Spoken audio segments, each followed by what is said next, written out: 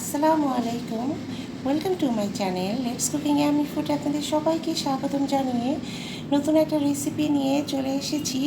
সেটা হচ্ছে ইঁচড় কালিয়া। তো ভিডিওটা স্কিপ না করে আশা করি সবাই সাথেই থাকবেন।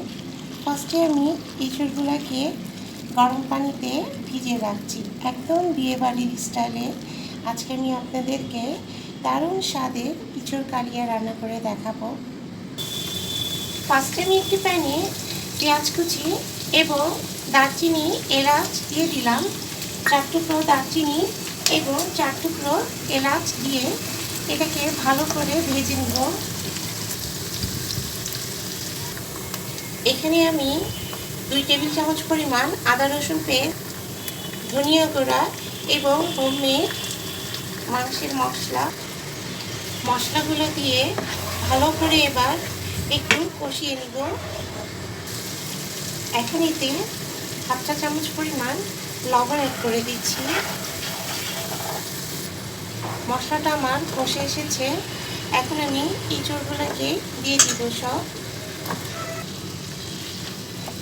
এই ইঁচড় কালিয়াটা এত টেস্টি একটা ইয়ামি রেসিপি যে একটা রেসিপি থাকলে আর কোনো রেসিপি লাগবে না আপনার দুপুরের খাবারে কিংবা রাতের খাবারে।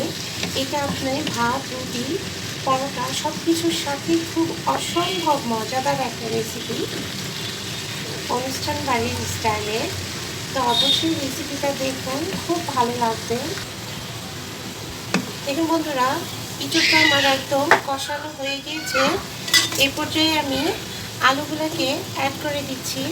যেহেতু আমার ইঁচড়গুলোকে আমি ছোট ছোট করে কেটেছি, এই কারণে আলুগুলোকেও আমি সেম শেপে কেটে নিয়েছি।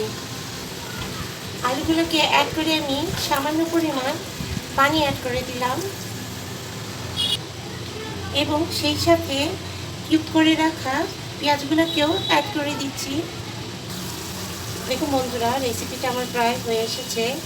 এখন আমি এখানে 2 চা চামচ পরিমাণ গরম মশলা গুঁড়া অ্যাড করে দিলাম এবং এখানে আমি 1 টেবিল চামচ পরিমাণ টমেটো সস এবং 1/2 চা চামচ পরিমাণ চিনি অ্যাড করে দিলাম।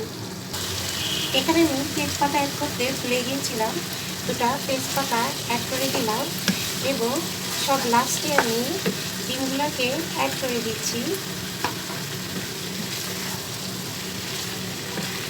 ডিমগুলো কিন্তু অপশনাল। তো বন্ধুরা, রেসিপিটা আমার একদম রেডি হয়ে গিয়েছে। তো রেসিপিটা ভালো লাগলে অবশ্যই সাবস্ক্রাইব করবেন, লাইক করবেন এবং কমেন্ট করতে একদম ভুলবেন না কিন্তু। সো বন্ধুরা, তৈরি হয়ে গেল অনুষ্ঠান বাড়ির স্টাইলে ইঁচড় কালিয়া। তো আজকের মতো যাই।